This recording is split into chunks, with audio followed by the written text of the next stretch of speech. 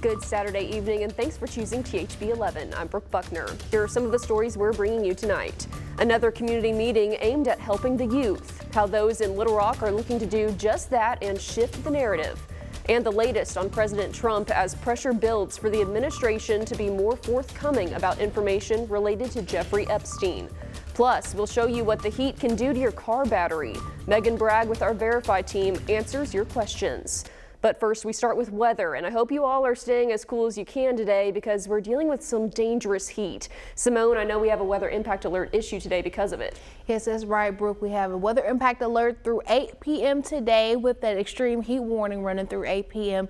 And then over the next several days, we've issued another THV 11 weather impact alert because we are smack dab in the middle of a heat wave that is going to take us through the middle part of the work week. But here's a look at those feels like temperatures across much of the middle and deep south this evening. Feeling like 100 degrees in the capital city. Texarkana down there at the border, 105. Shreveport with the feels like of 103. You see a lot of this trend of those lower triple digits, upper 90s across the South. New Orleans kind of taking the lead right now with the feels like of 107. But those heat alerts really only extend across Arkansas and our west and north neighbors. That extreme heat warning extending through portions of Kansas, Missouri, into northeast Arkansas, which is why we've issued the alert for today and surrounding areas under those heat advisories. But for the next couple of days, we're going to see more heat alerts. In fact, this is a look at Sunday's map. We'll have another round of extreme heat warnings for some of central Arkansas, which is why we've issued the weather impact alert for the next several days. So Sunday through Thursday for each afternoon and evening due to that dangerous heat, we can see heat indices as high as 115. Full details on the week ahead and what you need to know are coming up in that 7-day outlook. Thanks, Simone. A couple crime alerts for you now, starting here in Pulaski County, as a man has been arrested for child sex abuse material charges. This is 29-year-old Edward Terry. Police say he was arrested yesterday after they went to his home with a search warrant and found the material on his computer. He has been charged with 2 counts of computer CSAM. Staying in Pulaski County, as police in Little Rock are currently investigating an overnight homicide. They say the shooting took place on Brookside Drive just before midnight. When they arrived, they found a woman dead. 26-year-old Cortez Price has been charged with capital murder. And in Pine Bluff, we have an update on yesterday's homicide on South Spruce Street. According to the police department, this man, 37-year-old Michael King Jr., is wanted for the murder of Marquis Avery, who was found dead in a yard. They say he is 5'9" and 200 pounds and may be driving a red Hyundai. If you know where he may be, you're asked to call police. A new citywide curfew is in effect in Little Rock after reports of illegal activity involving young people over multiple weekends. The curfew goes into effect at 9 tonight in the River Market District and 10 o'clock for the rest of the city. Tonight, THV 11's Carter Thweet joins us live from downtown Little Rock with the latest on the new curfew and how community members hope it could prevent trouble. Carter? Brooke, I'm out here with Ryan Davis. He was out here last night along with a group of others, and they're going to be out here again tonight. And Ryan, I understand, related to last weekend's incident, this is sort of an effort to reach the youth. Just describe to me what it is that y'all are out here doing. Absolutely. It's an effort on the part of the Little Rock Freedom Fund and other individuals to intervene and to inform. And that is to basically be a presence out here and to stand between the criminalization of youth by making sure that we redirect people who are under the age of 18 to appropriate places and hopefully home, and that we inform them of other options beyond the criminality of breaking the curfew. Absolutely, just making sure they know what's going on and those sorts of things. And I know that this is something y'all are going to keep going tonight and into the future, but just looking back at last night, I know it's only night 1, but how did things go so far?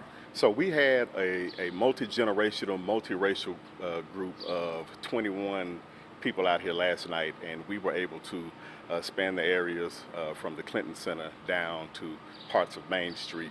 And, we did things from walk people to dark areas to their car, to passing out information to parents about the curfew and other options for teens after curfew hours. We did redirect a small handful of youth from the entertainment district area. Absolutely. Really cool stuff going on out here, Ryan. Appreciate you taking the time. We're going to have much more tonight at 10 o'clock on this effort. They're going to be out here tonight from 8 to 11. So we'll have more at 10 on how this goes and everything related to the recent incidents in this area. For now, though, in downtown Little Rock, I'm Carter Thweet, THV 11 News. All right, thanks so much, Carter. President Trump is suing Rupert Murdoch and the Wall Street Journal for billions of dollars for what he says is a false story linking him to Jeffrey Epstein. This comes as the calls from the public and from lawmakers for the White House to be more forthcoming about information related to Epstein. CBS's Willie James Inman has more. In a post on Truth Social, President Trump took aim at Rupert Murdoch and the Wall Street Journal, writing, "We have just filed a powerhouse lawsuit against everyone involved in publishing the false, malicious, defamatory fake news article." Trump is suing Murdoch and the Journal for tens of billions of dollars. Dow Jones and Company, the publisher of the Wall Street Journal, said in a statement they have full confidence in the accuracy of their reporting. The suit comes in response to a story the Journal published on Thursday containing alleged details of a risque birthday letter the president allegedly sent to Jeffrey Epstein in the early 2000s. The paper claims the note was signed by Trump and includes a sketch of a nude woman. The article alleges Trump's note said, "We have certain things in common." The note ends with, "May every day be another wonderful secret." The president insists he never wrote the note. Backlash within the MAGA movement has grown over the handling of the Epstein case, with many demanding more information. I call it the Epstein hoax. Lawmakers on Capitol Hill are calling for more transparency as well. I think there should be a full disclosure of the materials on Epstein. Statements by the Attorney General that she had all the issues and reviews on her desk for her to take a look at were kind of a promise to the American people that something was coming, and nothing has come out of it. In response to the outcry, the president urged Attorney General Pam Bondi to file a motion for the unsealing of grand jury testimony related to Epstein's child sex trafficking charges in New York. It could take months for the judge to decide whether to unseal the documents. Willie James Inman, CBS News, Washington. Meanwhile, another Arkansas lawmaker is talking about the billions in new defense spending on the way in the big, beautiful bill. Senator Tom Cotton touting the new funding and says it will support military readiness and local jobs. The bill includes $150 billion in defense spending. Cotton says that could help speed up Air Force training operations recently moved to Fort Smith. He says right now the biggest slowdown is how quickly F-35s can be built and distributed, but this new funding could help fix that. It's going to increase the rates of production of the F-35 fighter. The faster we can get those F-35s off the production line and in the hands of our foreign partners, the faster they can get to Ebbing and have their pilots and their families there training and living in the River Valley. The Ebbing Air Base is home for pilots from allied countries across the world who come to Arkansas to train on F-16 and F-35 fighter jets. And a hearing in Fayetteville Federal Court hoping to stop a new state law involving the 10 Commandments wrapped up yesterday with no decision. It comes as a group of parents are suing the school district in Fayetteville, arguing the law requiring the posting of the commandments in classrooms is unconstitutional.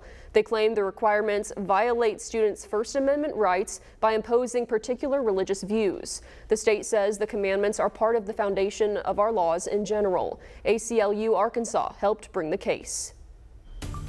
Over the next several days, we're smack dab in the middle of a heat wave that'll likely extend into next weekend. Here's the Climate Prediction Center's latest 6 to 10 day outlook, and we're right under that bullseye for above average temperatures. Full details on what you need to know are coming up in 4 minutes.